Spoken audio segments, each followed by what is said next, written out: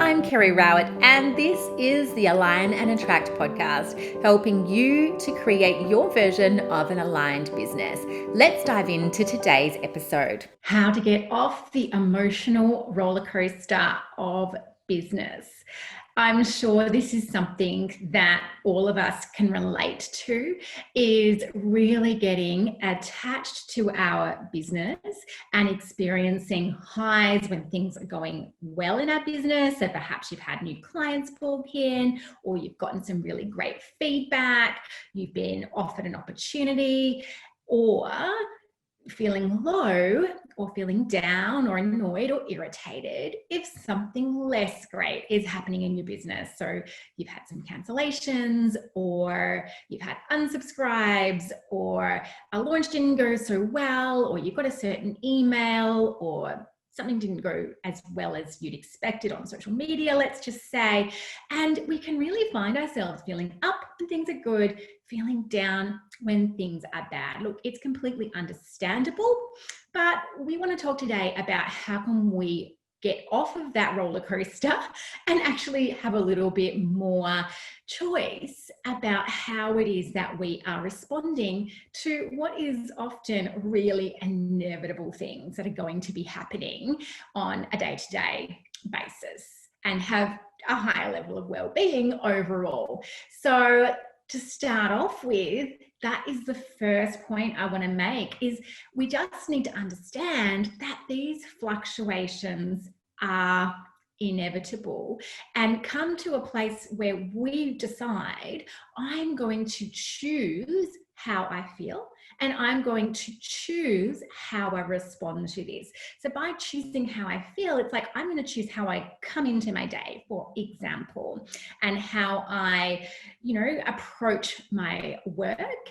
And then I'm also going to choose if I'm hitting up against, a situation or an emotion that is not making me feel so great, and it is maybe something that is temporary, and it's, in the scheme of things, it's actually not a big deal, then I am going to choose to upgrade my response to that. So knowing things will happen and deciding to see yourself as this really capable, resilient person who is a successful business owner who just navigates sometimes fairly tricky things.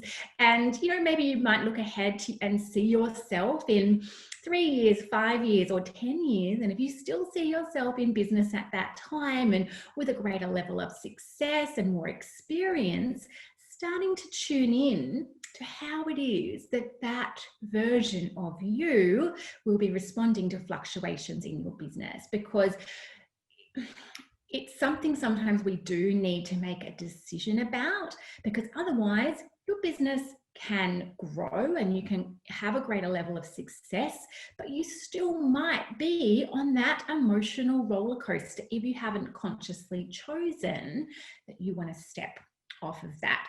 So when you're looking ahead to that, you in the future, seeing that person as somebody who's really just got stuff handled and really has a great perspective. So what are we going to be focusing on today? First of all, we are going to be tuning in to our bodies and our emotions in this moment. Then we're going to be talking about some effective tools that you might use on a daily basis to support your emotions. And finally, I'm going to give you a tool. It's an app that you can use to monitor your emotions and also get into the habit of seeing your emotions as something you can shift if you choose to. So let's start off with giving ourselves a little bit of space. When we are really focused on our business, sometimes we do not give ourselves very much space to actually tune in and to find out how it is that we are actually feeling in this moment, and give ourselves space to process all of the new things that might be happening, even challenges that we might be experiencing, or wins and successes. We can sometimes be a little bit more in our heads and focused on the next thing, the next thing, the next thing, and we don't give ourselves those spaces. So we are going to do this together in just a moment, but I'd love you to think about how you might do this on a regular basis. What actually works for you? Is it finding a guided meditation or a range of guided meditations that you really like, for example, on an app like Insight Timer? Is it doing silent meditation? That's something I'm really enjoying doing before bed at the moment for a set period of time. At the moment, that is 15 minutes. For you, is it better when you are moving, that you can more readily kind of tune into your body in those moments? And after you've moved, then you can allow yourself to feel. So it could be yoga, Pilates, running, walking. At those times, you might find it's easier to tune in to your emotions and ask yourself how it is that you're feeling. Some people like to write. So if that's you, journaling is obviously a really great way to do those check-ins with yourself and to process through challenging emotional states, or to write about how it is that you're wanting things to be, and to keep that positive high emotion about the future and what it is that you're creating, or even about what it is that you have created today or what you're grateful for today. So if you don't already have a regular, ideally daily practice of checking in with yourself, then it will be great to consider at least experimenting with one. You could try something for a couple of weeks and notice how that is for you. So let's spend a few moments now, though, checking in with ourselves. I'm going to do just a couple of Reiki symbols for all of us, and I'm just going to get you to close your eyes and place your hands over your heart. And just taking a few deeper, slower breaths.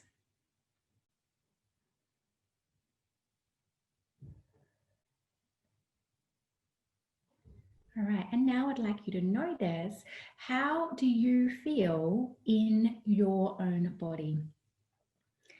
As you tune in, are there any areas of tension or tightness? Any areas that feel a bit stuck or heavy, sore even? Are there any areas that feel more open, lighter?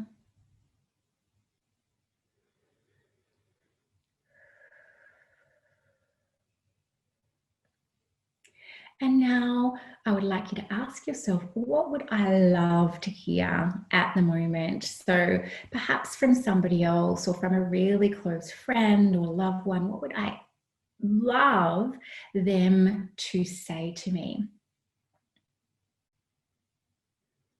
And now I'd like you to say those words to yourself.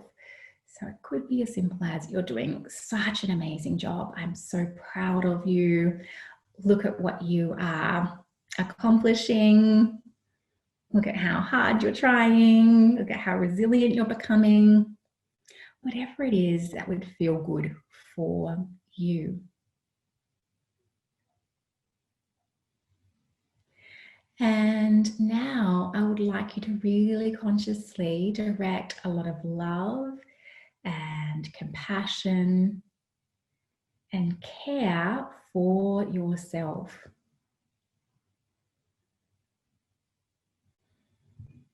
to your own heart.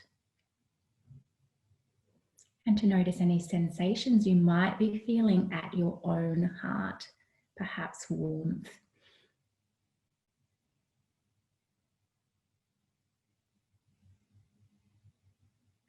And reminding yourself, I am so worthy of this love and care for myself. And when I give myself this love and this care and this attention, I have got so much more that I can also give to others.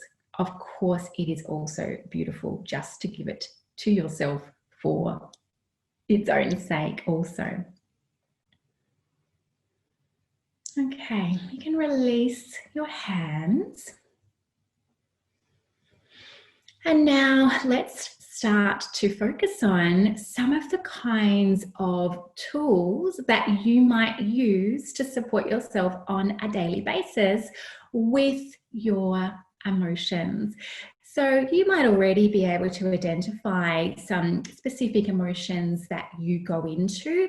Some of us have a go-to. So it might be frustration or fear or anxiety or worry, might be feeling uneasy or lonely, whatever it is. You might already have a sense of, some of the emotions that will come up for you when less great things happen in your business.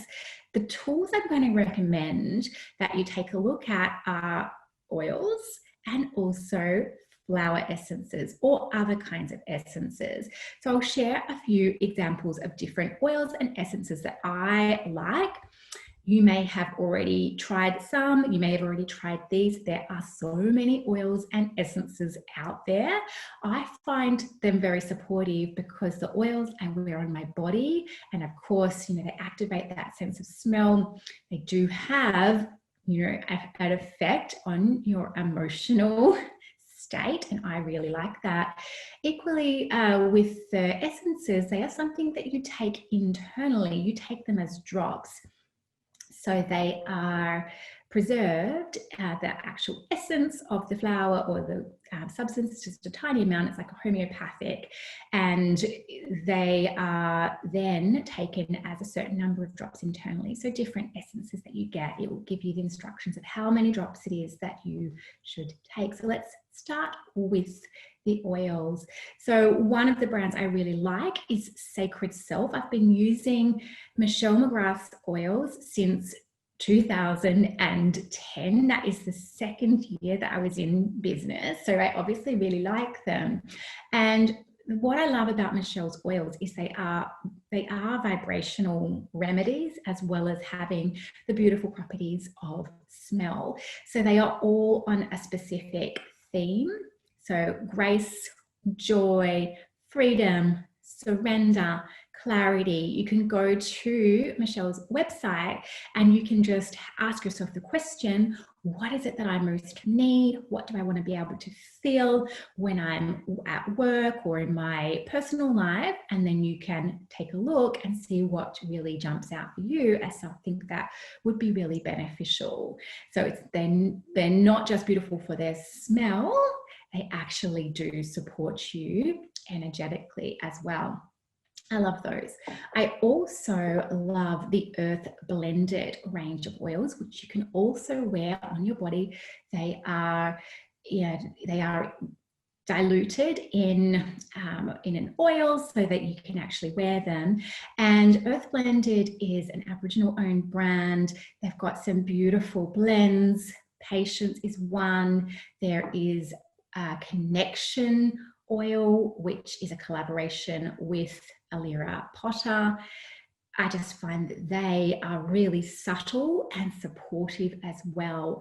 And I find for myself, particularly during times of kind of lower energy, oils can just give you that bit of a lift and to just increase that sense of energy, optimism, positivity. And sometimes that can make quite a big difference as to how you feel. And it's this really nice ritual of choosing, if you've got multiple oils, which oil that you would like to wear that day, or which combination, where you want to put them on your body. It can be a really intuitive kind of process. And then you've got that reminder throughout your day as you kind of smell that those different oils. And of course, you can reapply them during your day. So I have got a selection in my bedroom, I've got a selection in my kitchen and in my office. Obviously, I'm a bit of an oil person. I do also have some doTERRA oils as well. I don't actually sell doTERRA oils, but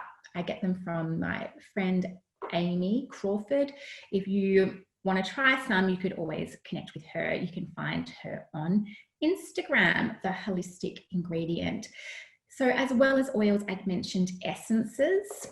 Again, there are so many. We learned about flower essences when I was studying kinesiology, and I would have used them in probably every single session with clients when I worked face to face. I have got some bush flowers. I used to have bark flowers and also Arizona desert flowers. But if you were even to Google flower essences, you'll find a whole range that will come up. And like with the oils, if you go onto, for example, the bush flower website, you could just be thinking about, something that you're seeking some support with. And you could intuitively just find the description that really seems to match with that. Or just ask yourself, what is it that I need? And as you're reading through, find out what jumps out for you. And there are blends with the bush flowers as well. So you could take a look at something like that also. So even if you already have taken plenty of essences in the past, as I say, there are so many different kinds. If you're looking for a little bit of extra emotional support, it can be fun just to find a new range that you haven't come across before and try some of those. Another type of essence that I really like and take regularly, and I have worked with these ones more since I have been working online with my clients, are the liquid crystals. So again, you can go to the liquid crystal website, you can read about the different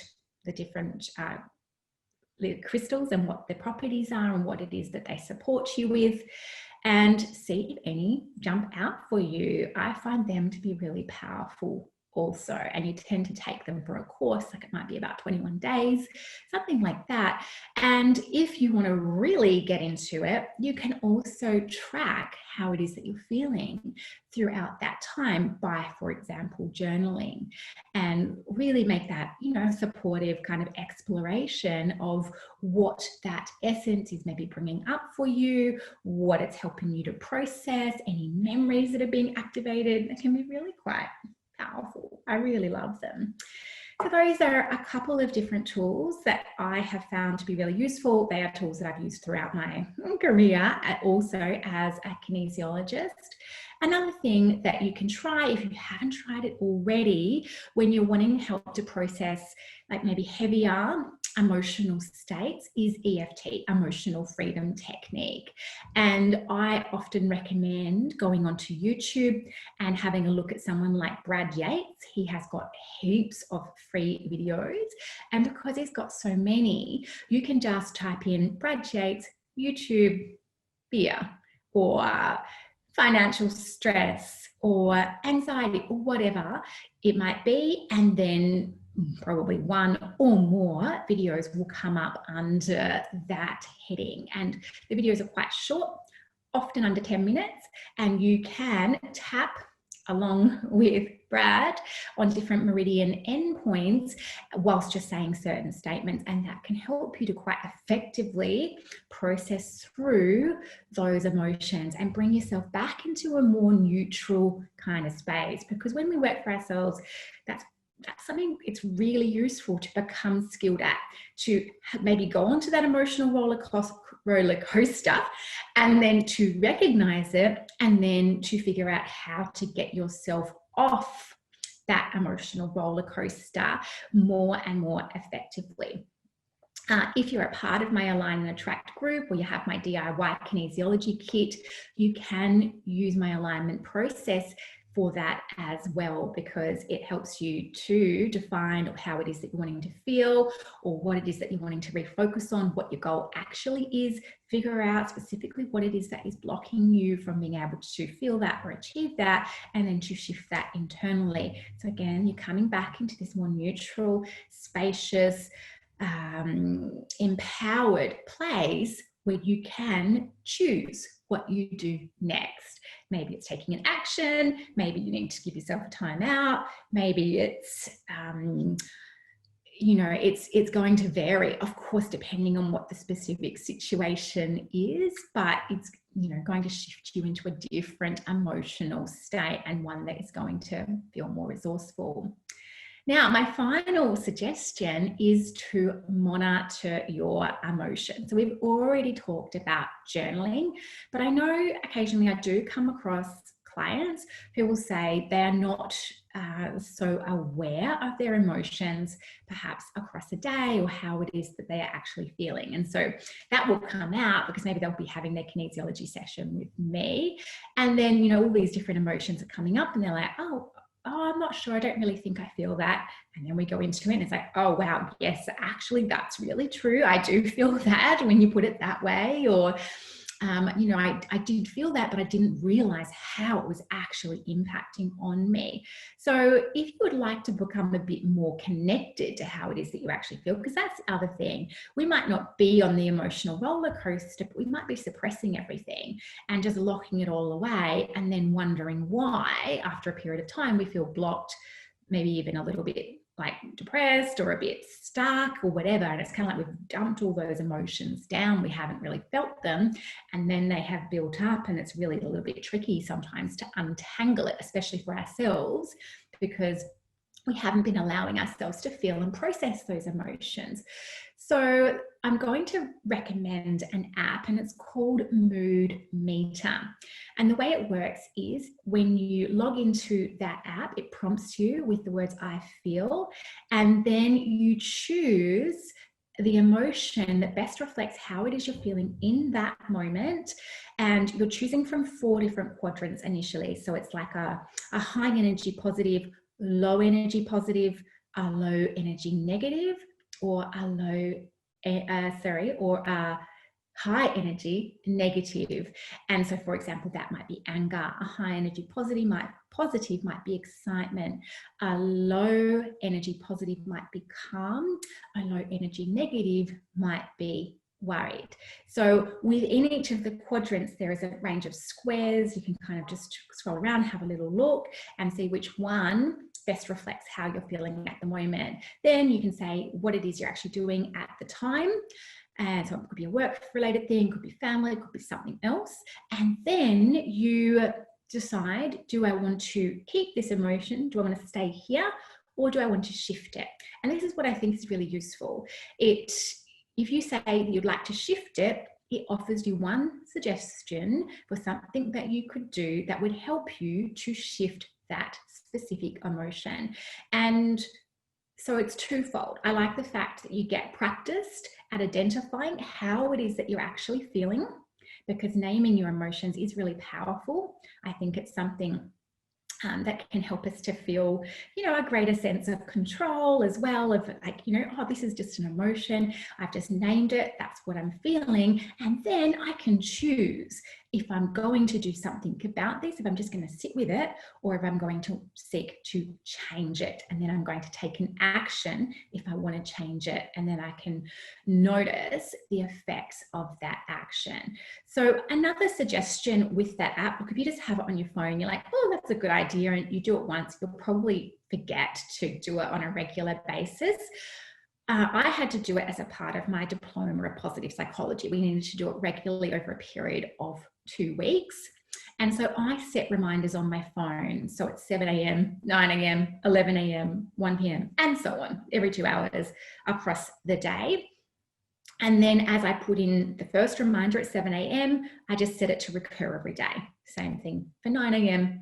and on it goes. And so then I've got that reminder that pops up. It's surprising. Like sometimes you do actually still skip actually adding in the emotion because maybe you're busy with something at the time and you don't have the ability to actually just go into the app and do it. But anyway, across the course of a day, you will get some data. And if you keep on doing it for a week or two, you get quite a range of data, and then you can just kind of be curious about that. Where do I seem to spend a lot of my energy at the moment? What kind of emotional states are most common for me?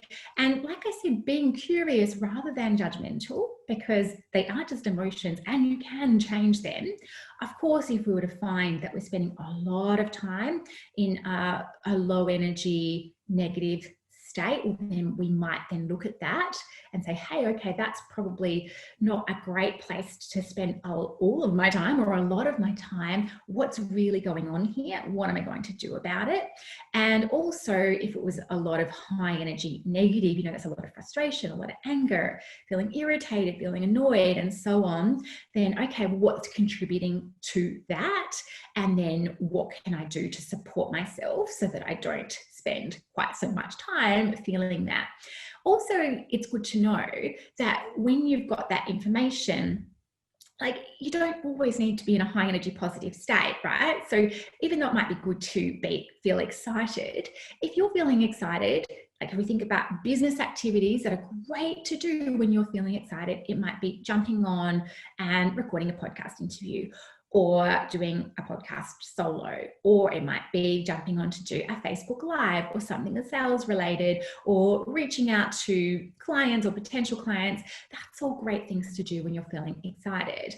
But there's other emotional states that you can be in that support other activities. If you're feeling really excited, look, you're probably not going to feel like doing your bookkeeping. Do you know what I mean? So that actually might not be such a bad thing to do if you are in kind of more of a lower energy state and feeling a little bit more negative, you're just a bit tired, fatigued, something like that. It's like just doing a bit of essentially data entry or rearranging of things, or scheduling posts or something like that. You could choose consciously to do that at that time. The other thing it's good to do when you're in that low energy kind of more negative space is to look for problems, right? Because you're just in the better space to do it. If you're feeling excited and you were to go through your website looking for, changes or things that are now out of date or something like that, you'd probably be like, it's all pretty good, whatever, it's fine. Whereas if you're feeling a bit lower energy negative to start with, you might actually go through that and be like, you in that space that you can find those problems more readily. So yeah, it can be really useful, I think. So consider having a look at that. It's Mood Meter. And I hope that was useful for you today. So just a reminder that my suggestions are to give yourself space to tune into your body and your emotions. Find effective tools for you. It might be flower essences, might be essential oils, it might be EFT, it might be something else. You choose. You find things that actually work for you, and be a little bit experimental and curious about what does support you.